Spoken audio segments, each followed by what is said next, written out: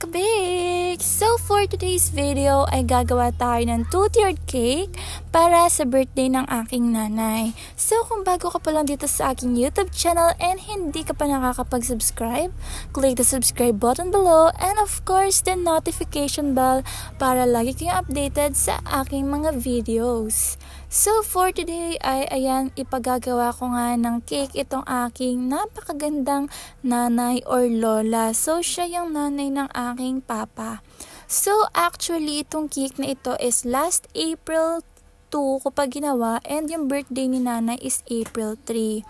And ayan, ang size nitong ating cake is 8x6 and sa top tier is 6x5. So, ang flavor nitong top tier is mocha chiffon cake. Alam nyo guys, sobrang sarap ng mocha chiffon cake na to. Grabe. Mas sobrang pinasarap siya. As in. Nakakatuwa lang dahil mas nag-improve yung lasa niya nung may inilagay ako or idinagdag na ingredients dito sa cake na ito. And hopefully soon is ma-share ko rin siya sa inyo. Pero, I'll think about it first. So, ayan mga kabakes. Ganito pala yung aking pag-stack ng 2-tiered cake. Dapat may board ito kapag in-assemble ko siya dun sa top ng 8x6 bottom tier. Kaso ay wala akong nabili maliit na board. So, wala akong ilalagay ng cake board dun sa ilalim. Pero, usually ang ginagawa ko is may cake board talaga para mas maganda and secured yung ating cake. So, napakadali lang din ng design na ito kasi hindi ko pala siya mapapakita lahat, hindi ko pala siya na video lahat. So ayan, pahakpiyaw lang yung video na ito. So nakakatuwa, and itong cake na ito hindi ko talaga siya pinagplanuhan. Kumbaga ay talagang basta na nagpasok na lang siya sa isip ko na gawin yung aking agawin. Wala talaga akong plano kung ano yung design ng cake, ganito ganyan. Tapos nung wala pa nga siyang design, ay ako parang napangitan, parang gusto kong baguhin.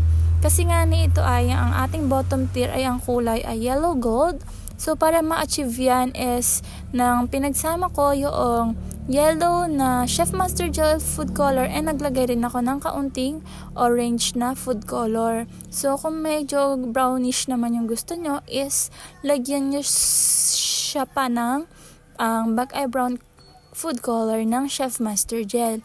So ayan, parang napangitan nga niya ako noong wala pa siyang flower. Parang sabi ko ay parang gusto kong baguhin at syempre ayun naman ay 60th birthday ng aking nanay ay parang gusto kong mas pagandahin pa. Parang wala akong tiwala dun sa design na ginawa ko. Kasi nga unplanned siya. Wala akong nakitang paggaya sa Pinterest, ganyan. So, parang bigla na lang pumasok sa utak ko na gawin yung agawin ko. So, nakakatuwa lang kasi after kong malagyan ng mga artificial flowers ay napakaganda ng kinalabasan. Pero nung inalagyan ko pa siya ng flower, parang hindi pa ako rin satisfied. Pero nalagyan ko siya ng leaves or ng dahon is yun, naging okay na sa akin yung design. So, ayan mga kabakes, plain lang yung design dito sa bottom tier and dun sa top tier is makikita nyo kung ano yung ginawa kong design sa kanya. So, ang flavor nitong ating bottom tier is chocolate moist cake. And ang size po nito is 8x6. And doon naman sa ating top tier ay sabi ko nga ay mocha chiffon cake. And ang flavor noon is ang size noon is 6x5. So, ayan nga mga kabakes, nilagay na natin itong ating top tier and ayan, ganyan nga yung nangyayari kapag walang cake board dun sa ating ilalim ng top tier. And ito pa namang aking cake na ari ay super soft baya naman. Kaya ayan, parang nagtanggal yung gilid. Pero syempre, tatakpan natin yan ng ating frosting. So, ang gamit ko pong frosting is Whip It ng Bakersfield. So, ayan, nung una talaga, napakarami kong tinry na frosting. So, masarap naman yung mga tinry ko.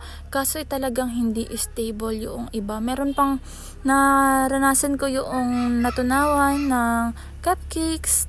Tapos, ay dinala sa isla. Kahit naman sinet ko siya sa ref overnight ay naano pa rin siya, natunaw. So, ayan, wala na ako nagawa at nasa isla yun, hindi naman yun mababalik.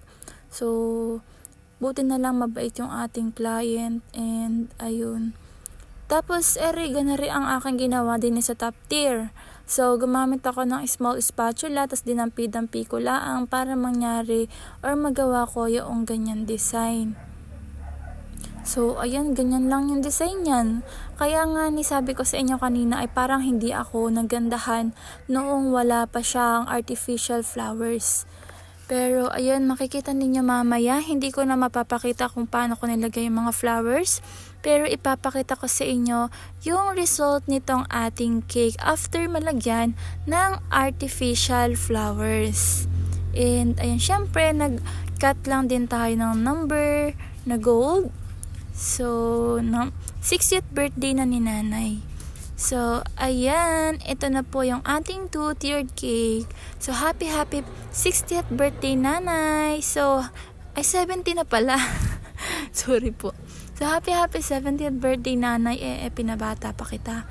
So, ayan, thank you so much po sa lahat. And, ayan, yung guys is hindi lang po yan yung aking gift sa aking nanay. And, meron din akong pamani na gift. And deserve naman niya yun. So, thank you so much.